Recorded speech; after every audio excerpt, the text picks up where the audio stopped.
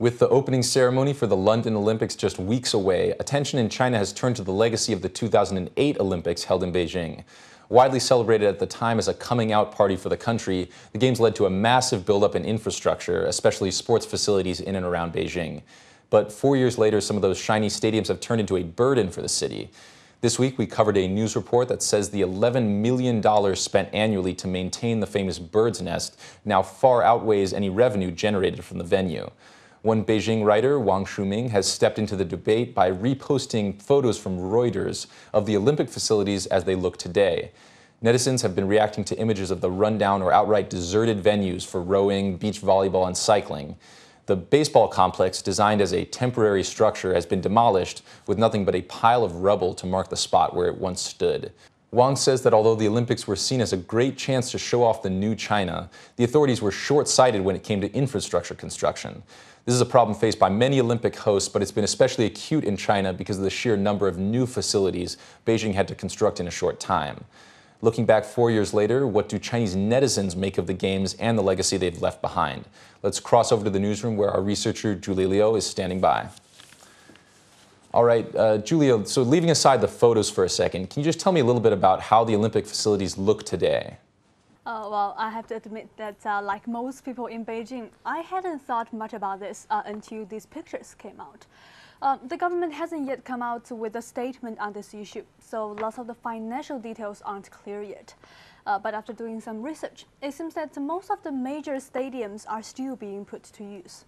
And the most two famous of these are the bird's nest and the water cube, which together cost well over $1 billion to build. And though reports show that the bird's nest is currently losing money for the city, it has been getting good use as a venue for concerts and soccer match. In fact, next week there will be an Arsenal versus Manchester City match held there. And the water cube has been converted into a water amusement park that gets a lot of use, especially during the hot summer months. Still, a lot of the lesser-known venues, like the baseball stadium or the crew facilities, don't get nearly as much attention. So that's what this writer and many net users have been focusing on. Okay, Julia, so what do net users think about these photos that came from Reuters and then were publicized by Wang Shuming? Well, of course, these photos have caused a lot of discussion on the internet, but the reactions seem to be really different. Well, some net users like this one from club.kdnet.com are shocked and also a little angry. And he says, how could such a thing happen? How can our hard-earned money have been wasted on something like this?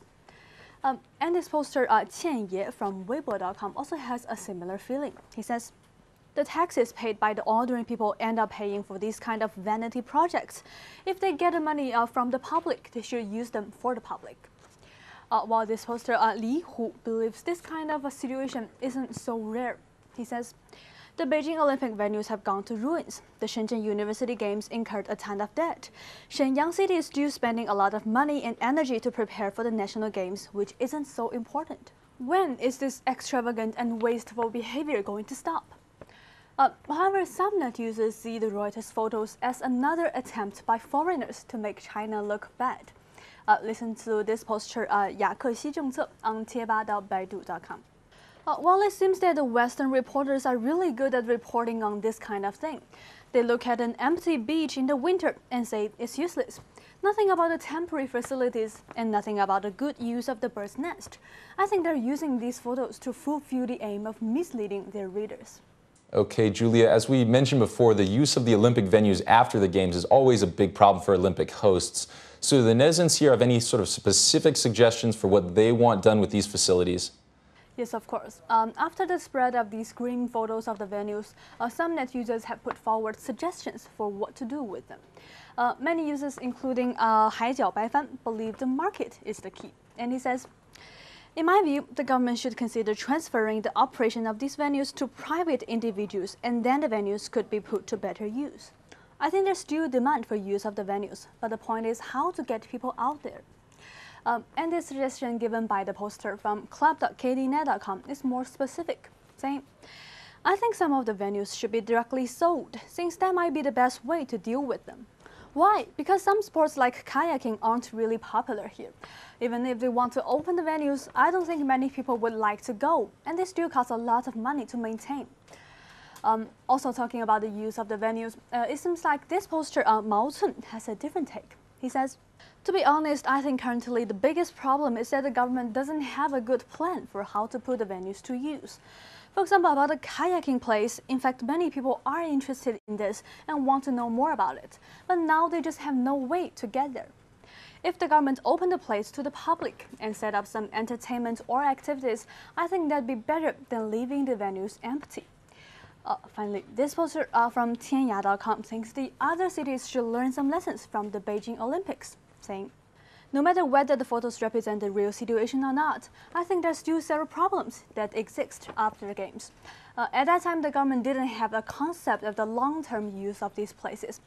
In my opinion, in the future, if some cities also want to hold the games, they should put more thought into this." Thanks, Julia.